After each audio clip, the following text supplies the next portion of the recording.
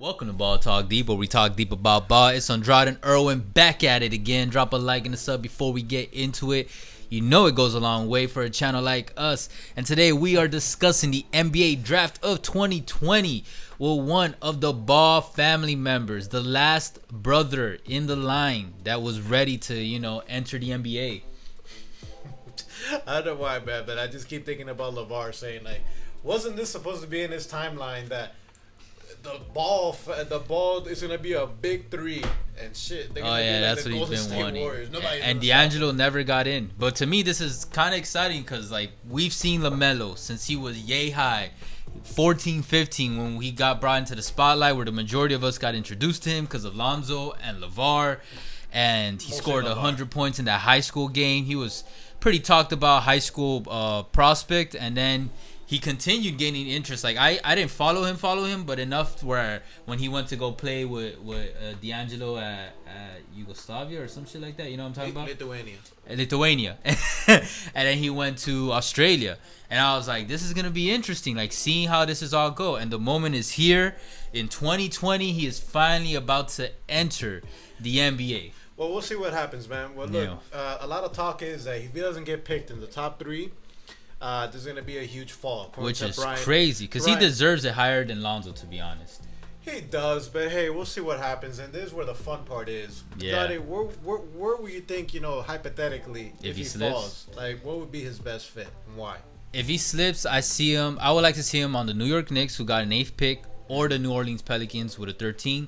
Knicks, because of brand, and he'll have the freedom to play and develop. And then New Orleans, he's got Lonzo, who will be a great mentor for him. It's a good balance too of young and old, so he'll have good mentors there overall and develop well, and a potential for a good young core because Zion is also there. What about you? Okay, top three that I have for LaMelo would be the Knicks because of brand, Spurs because of pop, and the Suns because I'd love to see him paired up with D Booker. Yeah. Ooh, that'd be nice. That would be interesting. But why the Knicks, man? The Knicks are a freaking dumpster fire. They are a dumpster fire. And look, the main reason I got him with the Knicks is, we both said it, brand. LaMelo is showtime. He is a highlight. Think about this. Since he was a jit, he literally a jit at 14, 15, he was already had the cameras, they had the Facebook show, like he's already used to getting covered, you know what I mean, by the media, by cameras, etc. So it's like the Big Apple, the number one brand in the NBA. Yes, the number one. They're the highest value brand. They're the worst team organization, but somehow they still got the highest value brand. I figured the Lakers would be that. You would think so too. And it fits perfect. And then again, he has the freedom. There's no one that's gonna take his spot. He can go there. He can probably even start already as a rookie. And he's got Barrett. They could try to develop something there. But I mean, that's the main one. That's if he falls to number 8. Why did you have the Knicks as one of your picks? The Knicks is mostly because of brand, and I don't know. The thing is, I don't know if for his career it would be great because the coach right now is Tom Thibodeau. D Rose had great years, with the Bulls, but Tom Thibodeau has the reputation in the NBA. He runs down his players, and that might not be good. And think about it, Thibodeau as well. Even though he knows the situation, with the Knicks, he's a win now mentality coach. You honestly think he's gonna trust a rookie? Oh yeah, but I don't think he has that win now mentality in New York. I think he's aware enough to know that this is the New York Knicks we're talking about. It's gonna have to be a whole build up phase. And all right, one positive with Thibodeau is that at least LaMelo they're not gonna be entering the playoffs anytime soon, and winning is not at priority right now.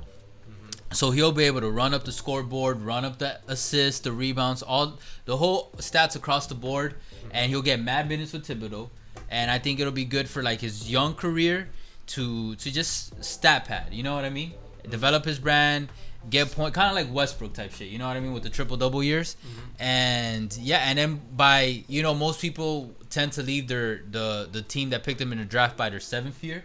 So, if he does that, he's like, 18, 19 right now. He'll be entering his prime or in his prime, and then he could just depart from there. But I am a little worried, like you said, maybe the bad thing is the organization would itself might not help him develop his potential as well. Okay, so to develop, what would be the ideal spots then?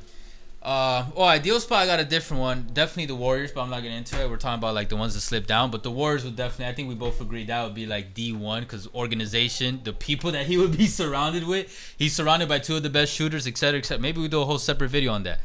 Maybe he gets picked there and then we do like that would be sick. But I think they're gonna go with Wiseman. Yeah.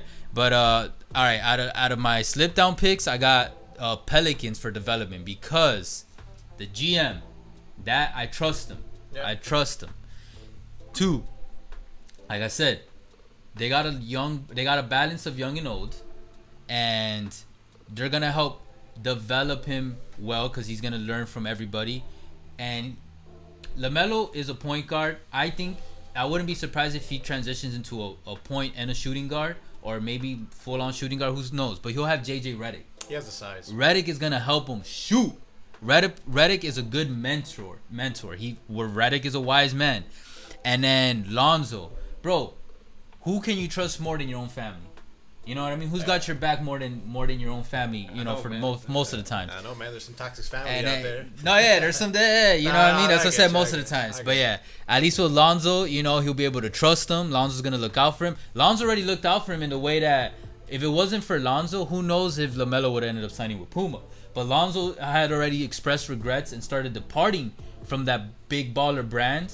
And that helped, you know, LaMelo probably open his eyes, be like, you know what, my older brother's doing it. He learned from his mistakes or his, you know, early regrets.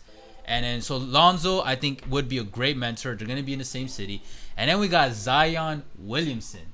So at that point, you have 2 of at least the top, you know, 15 picks of a draft. They could form a formidable young core, you know what I mean? And Ingram as well, man. You can't sleep on Ingram. Well, yeah, but I'm thinking about the really, really young guys. But yeah, with Ingram is really and shit, even how young is Ingram? Like 25. Yeah, bro, but I'm talking about Zion and LaMelo are both under 20, and guys, under 21. To make this very clear, it's probably not happening that he's falling down to 13. And he's definitely probably not falling down to 8 either. Yeah, but we're just, you know, hypothetically. But all right, so break down your other picks besides Knicks if he slips. Make it very clear. I like the Spurs one, man. Yeah, look, the Spurs, it really doesn't need too much explanation. The Spurs, yeah, like you said, Popovich. Again, you know, they have the best coach in the NBA in Greg Popovich. I know he's on his way out, but still, you got to give due. Spurs, time after time again, they're a first-class organization. Great development program. They develop their players. And I think obviously that's not the most exciting place for his career, but look, man, we're in modern times in the NBA. You don't need to play. People will follow you. You don't need to play in New York anymore. You don't need to play in LA anymore to get your brand out there. You do need to play in Miami though. We'll see about that. That'll be for Giannis. But for his career, especially, you know, even if he doesn't be there for his whole life, for his whole career. Yeah. For 7 years, I can't pick of any like better places than the Spurs. He'd be like Kawhi. He would get his development years out of the way in one of the best organizations, and then boom, go win a championship somewhere else. Now, the other organization that I had in mind, maybe that one. You intrigued me with that one. They're not a first class organization. They're not. They are known for having a good development program, though. I mean, I've heard them more for their medical. Both, yeah. For that. But I think LaMelo will go great with the talent that they got going on. They got D. Booker, they got Ayton, and one of the holes that the Suns have that Ricky Rubio is able to fix is they need somebody to handle the ball. If Rubio can, you know, pass on some of his passing abilities and you know, tips and tricks to LaMelo, that'd be insane. I think LaMelo can help. You know, that'll be a very dangerous trio of young studs. If he goes to the Suns, that's, to me, they're going into the playoffs. Even with him not contributing enough, but that would be a great, you know, first year for him, and then he will learn a lot in the playoffs in his first year. I think he'll contribute with the in a Suns team like that. I think he would.